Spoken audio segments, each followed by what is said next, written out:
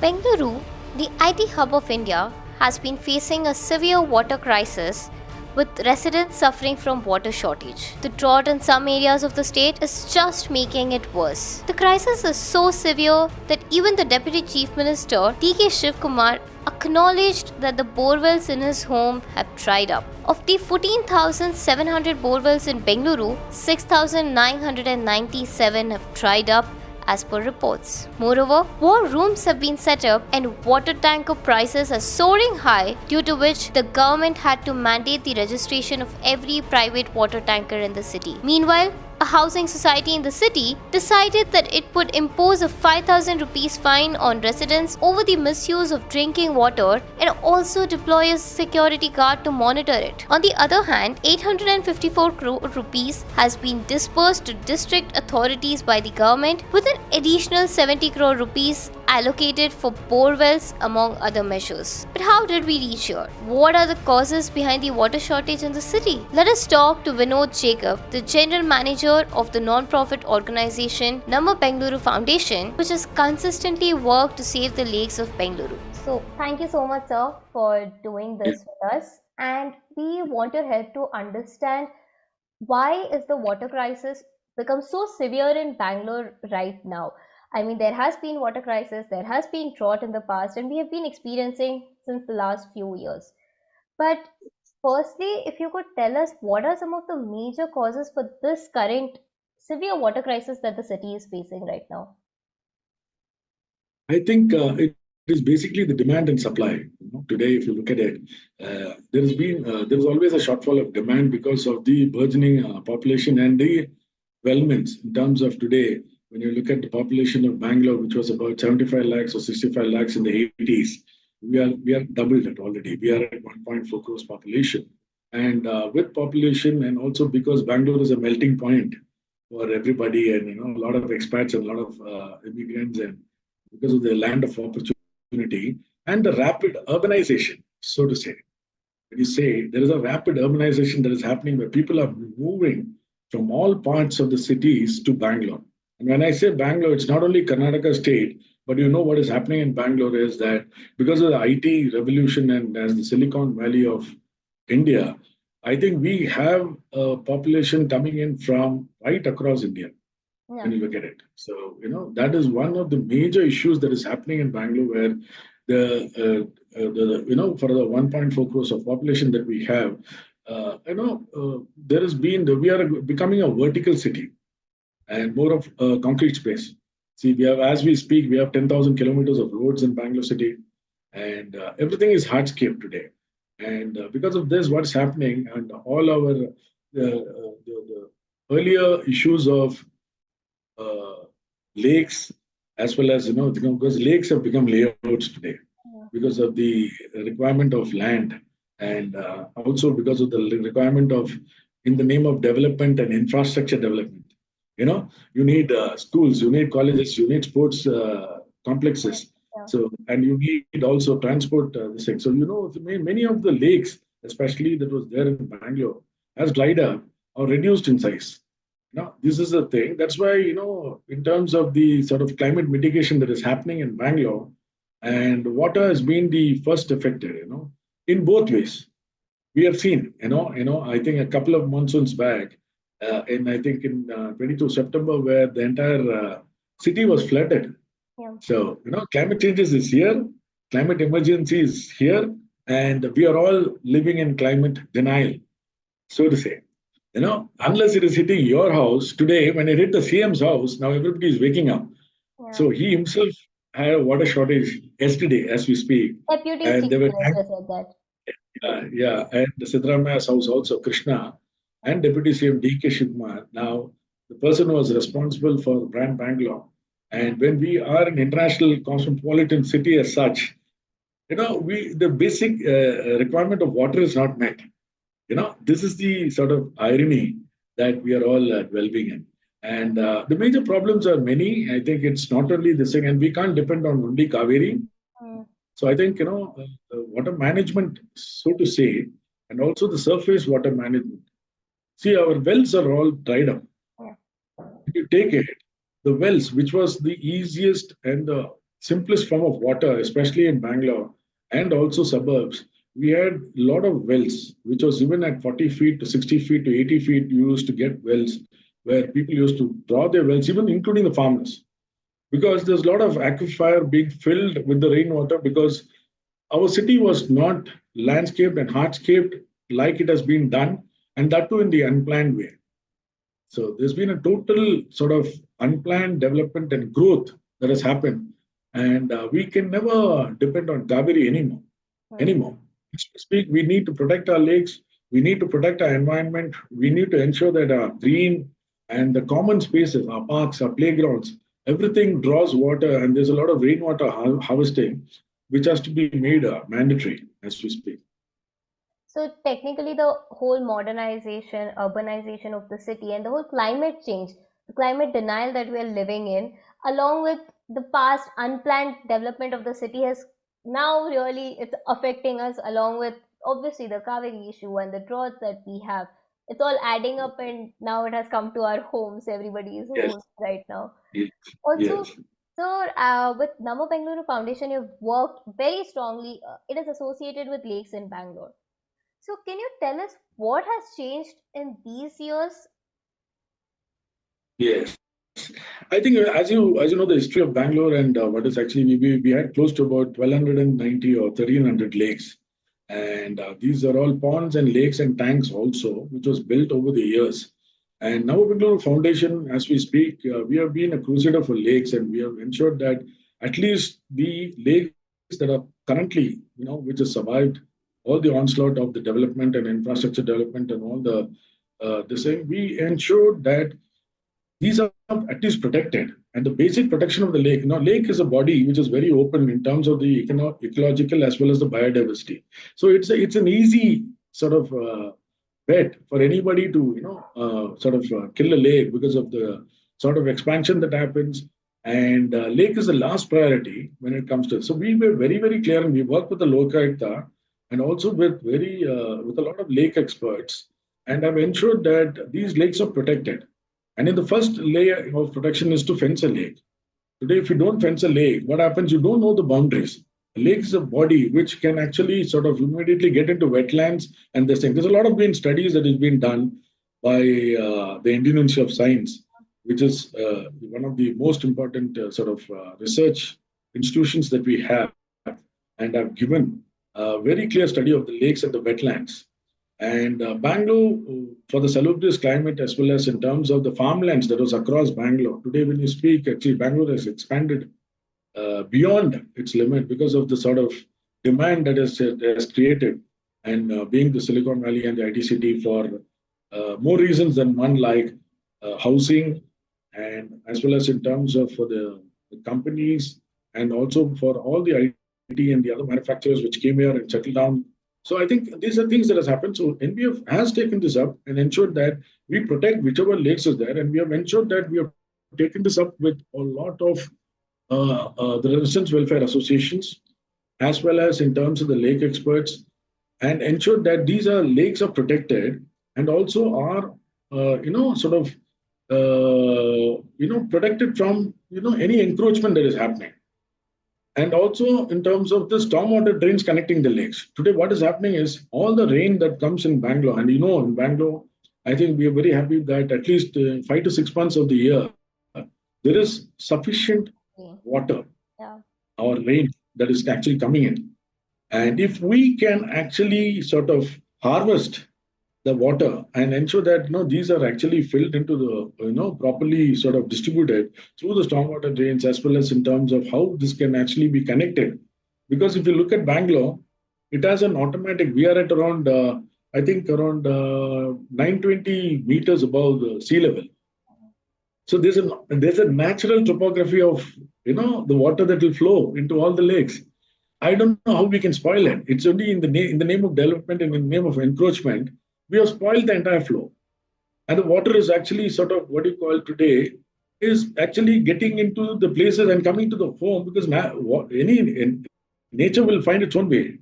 Yeah. And during the monsoons, we find that even the most expensive villages and gated communities have been flooded.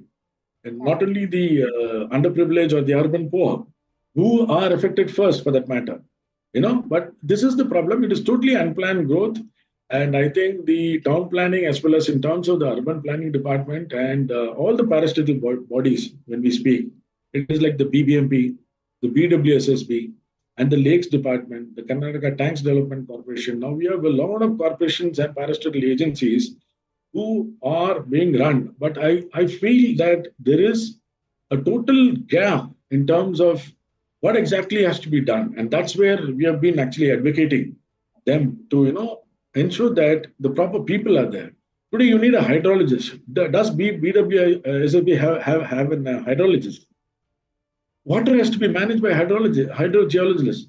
Unless geologists are there and they sort of look at water and how they can do the water resource management, we don't have them. And this is the problem with all our departments in the government agencies. And we also blame it on the politicians. But then the politicians have to be guided at some point of time. So these are mass communicative leaders who actually come into the election cycle and get elected. And who is electing them? It is again the citizens.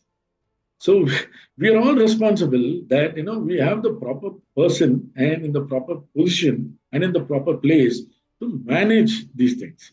And that's crucial that that is where we are advocating, as well as in terms of our civic activism, and as well as sort of creating the awareness among the entire community. See, that is a gap that we are actually sort of and now going to provide that. So, sir, can you give us a concrete example of, let's say, how were the lakes 5 years ago in Bangalore, and what change are you seeing now when it comes to working on lakes? Yes, I think, see, when you look at the lakes, what is happening is, as we speak, I think, most of them are actually reduce their capacity. Yeah. In fact, if their capacity was X, it is actually minus X now in terms of, because of the sort of maintenance and the regular restoration that is required. See, silt is a major thing. The capacity of the lake, unless you desilt it and deweed it, it will not hold the same water that it was holding earlier. As simple as that. And it's all in metric liter tons. So we have to ensure that the lakes that is actually being protected earlier, or what was the capacity of the lakes and what is the capacity of the lakes now. And so many of our tanks and also, the small temple kalyanis and all that are non-existent now. Because why this has happened? It has happened because of the fact that it has all been excavated or filled up and used as parking lots, used as bus stands, used as in terms of, for stadiums. Now, these are things that is happening. And the classic example is about, I have a list of about 43 lakes, which has actually been sort of taken up for infrastructure development projects and closed down. So we have the major example of the Majestic Lake, which is Dharmabudi Lake, which is the Majestic bus stand now. Yeah. We have Kandirwa Stadium, which is Sampangi tank. Now this tank has been actually built an indoor stadium as well as in terms of an athletic stadium. So that has gone away. So we have classic examples like we have the Bellandur Lake, which was on fire for that matter in 2016. And I think we had taken the courts and gone to the courts, honorable courts, to ensure that the factory effluents don't get into the lake. Now, lake water is something which is also, there's a lot of aquatic life. There's a lot of use of water to the animals. There's a lot of use of water because, the fishermen folk are there. There's a lot of use of water for the clothes washing. Now, these are the actual stakeholders of the lake, and we have killed their profession. In fact, the best example is to actually sort of ensure that these activities are ongoing. The shepherds, the washermen, the fishermen, as well as in terms of the local citizens who might even go for a walk, and if we can keep it clean, for our health and the biodiversity, in fact, for the migration. There are a lot of birds and other migrating birds which have stopped coming to Bangalore. We have lost out on the ecological and the environmental balance. And that's where I feel that a lot of our lakes has been killed and their capacities are sort of being really down now, where they can't hold water. And because of them overflowing, we have the catastrophe of having floods. And yes. Also, so you've worked on allocation of water in Bengaluru. You've been in that space also. So can you tell us how the allocation has changed over time? And again, what does that allocation role playing in today's water crisis? Yes, I think, as we speak, or rather, we all know that we need about 1450 mld of water for Bangalore per day. Yeah. And that sort of this thing, pumping it from a lower basin, from the Kaveri basin to the Kaveri River to back to Bangalore itself is a big task that is actually happening. We are actually using a lot of power and other resources, unlike, uh, holding on to the water that we always receive by rains and other modes. And I think there is a major supply demand gap in this that is happening.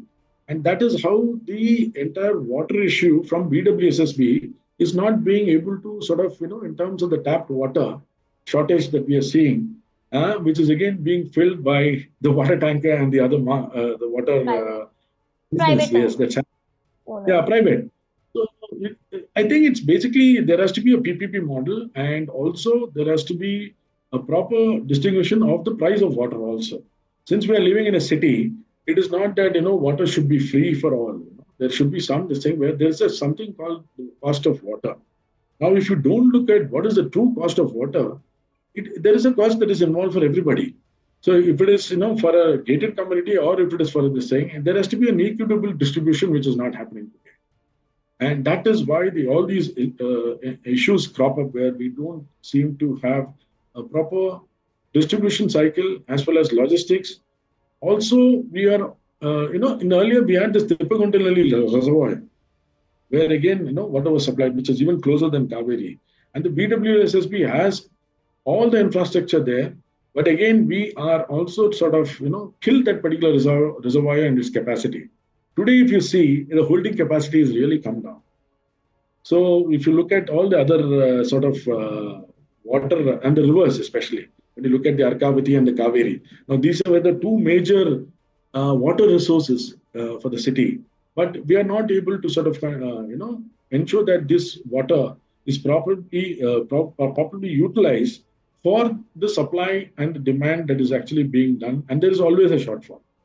There is always a shortfall of 300, 350, 400 mld of water supply to the city. Also, when we talk about present crisis, do you think that the government's effort, like yesterday, they spoke about war rooms being created and giving more funds to DCs, district in charge to see as per the area and controlling the prices of water tankers as per the private owners. So, do you think will this efforts solve the problem in short term as well as long term? No, I think it is just a short-term measure because all these meetings and other things with the sort of stakeholders take place only when basically the problem is we are not actually having a long-term solution. We are always having a reactionary sort of a response. The response has to be long-term. The response has to be something that is actually being planned for the city and its growth. And today, water being one of the major resources that we need for sort of a quality of life for each citizen, we are not able to actually gain that because they are actually trying to do a reactionary measure. Of course, it is required at this present crisis ratio. Maybe yes, for this next 6 months to see through the summer, I think we need this. But then there has to be a long-term planning, and also all the departments have to come together, especially the BWSSB and the Water Board, as well as in terms of the BBMP. Now, they have to exchange notes and ensure that they come out with a long-term city planning for the city. You have seen the examples of various other cities like Singapore, for that matter, where they have definitely a shortage of drinking water, though they are in the middle of an island, and it's called the sponge city. Now, we need to also work out on how we can come out with those sort of this where we can increase the surface water level. What is happening today is the surface water level, because we are hardscaping and a lot of concrete and expansion, there is no water going in. We have a lot of parks, playgrounds, we have the common greens. These are the places where the rainwater harvesting has to be done at a very, very high level, at an emergency level, ensuring that we sort of sustain the water in terms of from the monsoon and ensure that this is being cleared and or cleaned and supplied and used for our resources when we need it. And especially every in fact, for that matter, every builder or every building or every developer that is coming out, there has to be there is a building plan, right? Building plan approval, but there's not an environment impact assessment done on the project. When you're building 2000 homes, you know that 2000 homes needs water. So what are you doing about water? And I think that has to be something which has to be made mandatory today, that every building or every builder who's actually building large scale and mass developments in the city should come out with their own water, sustainable future. In the sense, how do they actually have their STP run? How do they actually resource? Are there, and also rainwater harvesting has to be made mandatory. Sometime back, Tamil Nadu government did this when Jayalalitha was there. I'd like to quote that example because she said, unless you actually have a rainwater harvesting in the next 6 months, if you don't put a rainwater harvesting, we're going to cut your power. But of course, it's a really bad, and it's really sad that we, though there is a lot of fines and other things, it's like the danda works better. So I'm not saying that it is the example, but if it's a small fine, everybody pays the fine and gets away with it. And that should not be the case. And rainwater harvesting has to be made mandatory. And for any other building which has at least about 200 homes, should have an STP, so that they use for their the release water that they have can be actually recycled for the gardening and the washing and all these things. That is very, very crucial. Right. So, though we have laws regarding when we have such huge buildings, we do have laws where they are supposed to adhere to the environment aspect of it, but we do see that it's not always followed, especially when it comes to rainwater harvesting. Maybe some huge buildings we do, but bungalows, small scale buildings, we don't see that rainwater happens here. So, apart from these, the planning by the government and making such simple things mandatory like rainwater harvesting, which we've been studying in school also, they have been talking about this for ages. But apart from these, what are some long-term solutions that the government should look at along with citizens also? Yes. I think if you look at the citizens angle, today I think it is question of actually the awareness that they create, and also in terms of how each home can contribute. And in every home there should be a rainwater harvesting pit, and where they should be able to. As we speak, what is happening. In fact, there's a couple of examples that happened here in Bangalore when there is huge buildings built and there is basements being built. Unless you have a stilt parking, it is okay. But when you dig basements, let's say a major 7-star hotel, I can say you in North Bangalore, which actually the entire Artinagar area, their wells dried up. There is another example of the BMRCL digging tunnels. Now, tunneling is another example, which is a bad example for a city like Bangalore, because we are a city which was actually found in the 800 AD or something, where it was actually volcanic eruptions, and we have a lot of stone material, and tunneling is very, very expensive. So what happens? All the waters in Bambu Bazaar, when they did it in Shivajinagar, one single night, there were more than 40 to 50 wells which went dry. How did that happen? Now, there has to be some policy from the government side, which is very, very crucial. See, government has to lead the way. And today, if you don't have policy and planning in terms of water resource management, in the present times, I think our future is very, very bleak, very bleak. I think in the next 5 years, I don't think so. If we don't have a concrete plan right now, with the building approval as to what is your sort of water resource plan, and what is going to be your water sustainability plan for your particular, and every area for that matter. As we speak, there's about 250 areas in Bangalore which is suffering from water shortage now. Yeah. The pipe water which is not reaching them. So these are things that has to happen. And also recharging the borewells. Now we have a lot of borewells, but that's the simplest form or an easiest way also. Yeah. We have to recharge them so that the surface or the groundwater and the aquifers, the water aquifers inside the ground water table is filled. And there is a classic example of Indian Institute of Science when I think it's about 8 or 10 years when Dr. T.V. Ramchandra actually took this up as his pet project. And today they have water at 20 feet, which was actually at 200 feet earlier sometime over 10 years back. And it is entirely biodiversified. The entire campus is become, from water negative to water positive. That is the sort of example that we need to create. in each locality. We have all these major our Kavan parks and Lal Bagh, and also all our lakes that is there. And today we have to have a very stringent policy and a very stringent norm, and also the Pollution Control Board and the NGT has to come in terms of the Green Tribunal to make certain laws which is non-negotiable.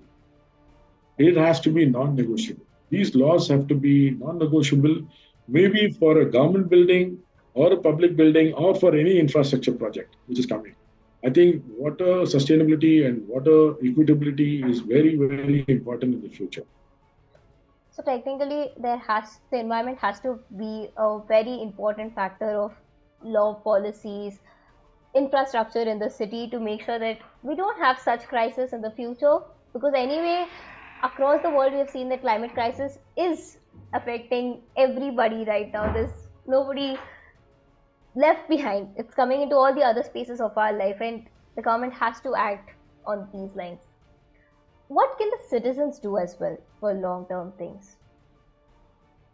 I think to start, to maybe make a start is to actually save water, and what is actually in the sort of what is available. So when we look at in terms of houses and in terms of our natural water habits that we have, I think that's a small way of the thing. I think there's another thing of the aerators that can be used in the modern day and age, where it will reduce about 70-75% of the water usage in the flow. When you can actually reduce the flow at the houses, as well as in terms of them also being water sustainability in there and the practices that they can do at home in terms of rainwater harvesting again, and in terms of how to reuse water. Now, the kitchen water and the wash water, these are things that can be actually be used, except the drainage water, which needs an STP, which needs treatment, and then only you can use it. But the normal runoff water that is there can be always recycled. So that's one thing. And the classic example is some of the houses which have their own wells, and which is very old, and today they are recharging their wells and recharging their bore wells. So that what happens is at least they're able to use it. Of course, portability is a point of drinking water, and drinking water is something that is totally different. Yeah. But for all the other uses, like your washing, cooking, and as well as your cleaning, these waters can be definitely recycled and reused for other purposes, and to ensure that you save at least about 50% per household, which is a great saving. At least to start with. There are some houses, I think it's a greenhouse and totally sustainable, where they really use the entire cycle, and they again use back the same water, which you can do. And that's the classic example that we can give and we can use. Yes. Citizens can start, we can start with it in our everyday life.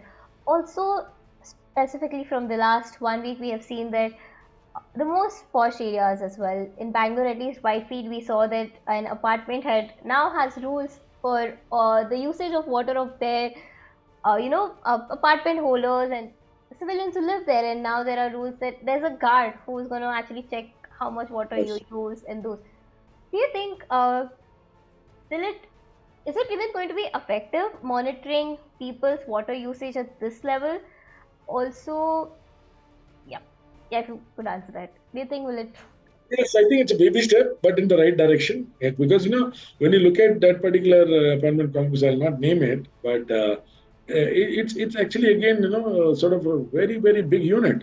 And when you look at those baby steps, I think it's really good. And when the citizen is aware and they are themselves actually start of sort of trying to manage, because they know and what is water, because I think in terms of the dwelling units, if it's 1,000 units and above, it's going to be a big saving. And the association, if they have come forward, I think it's a great example of setting the right example of sort of creating the or saving the water for that matter, and also ensuring that these are the waters that can be actually sort of reused and recycled.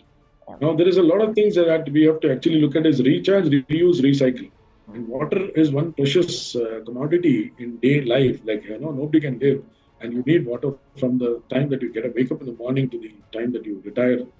So it's a step in the right direction. I think, every sort of multi blocks and large units should take up this as an example.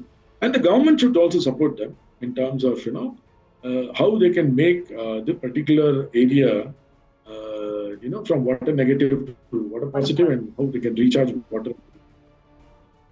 also, sir, water crisis is affecting everybody, but I think it's the lower strata of the society that's having very severe issues where they cannot afford to pay the private water tankers, while the other, a bit higher, upper class, middle class, they can still choose to pay. They can afford it comparatively to the lower class. Where do you think this water crisis would impact our society also, very specifically in Bangalore now? Yeah, it is a major divide and a major gap, as you say, because I think when you look at the underprivileged and the urban poor, it is really very sad because they know the value of water as well as in terms of how it is coming. And when their taps go dry, it is really sad because they can't afford to buy water at any price. And that's where I said earlier in my earlier comment that equitable distribution is the key. And today, when there is a large-scale household which is actually trying to waste water, and there's this, the gap and the divide that is happening between them is very, very sad. And that's where the government should come in with community tankers and also community facilities to ensure that they also, scale through these summer seasons where, they need, the water supply, which has to be taken up by the government because these are all actually, they don't have running water in their taps, but they are the ones, they have the community taps. Now that's where, we need to ensure that local, there's a local community water resource management is actually being developed to ensure that these communities also don't suffer with the shortfall in water. It's very, very crucial that we ensure that there's an equitable distribution that happens here. So I think in conclusion, it's the government's planning and citizens' proactive efforts to understand and monitor their own water usage is maybe going to help Bangalore to not have these crises or at least overcome these crises for present moment. Yeah, it's good governance. Again, it comes to the governance issue where we actually look at a lot of other facilities that is and also I think to actually pin it because we are sitting in an IT capitalist technology. I don't see the use of technology, in this particular area where we can actually use technology. We can use and measure the supply and demand of the households that is required and the sort of the water inventory that we have and how we can actually distribute this water inventory. Now, this also is one thing that they need to sort of, start using the help and taking the help of technology in these day and age where they should be able to sort of gauge what is the sort of demand in the market and how technology can bring in and sort of regulate the supply. Today there is an oversupply in some area and there is no supply in some area. So this divide also can be brought together with the use of technology. And that also, when the supply is scarce, people will start also looking at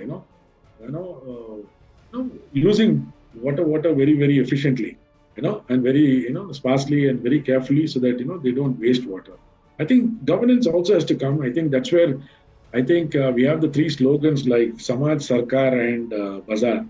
Now, for what you want to do, you have to take care of the Samaj and ensure that everybody in the society and in the is actually being also sort of given the same, but not too much for the Sarkar way, where they will be able to take off all the water from one area and give it, and depending on the vote banks.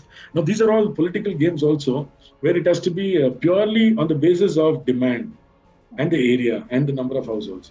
And then, of course, the bazaar, that is the water tankers and all. We have to stop this, and ensure that, in the sense, slowly become sort of a water efficient city rather than a water deficient city.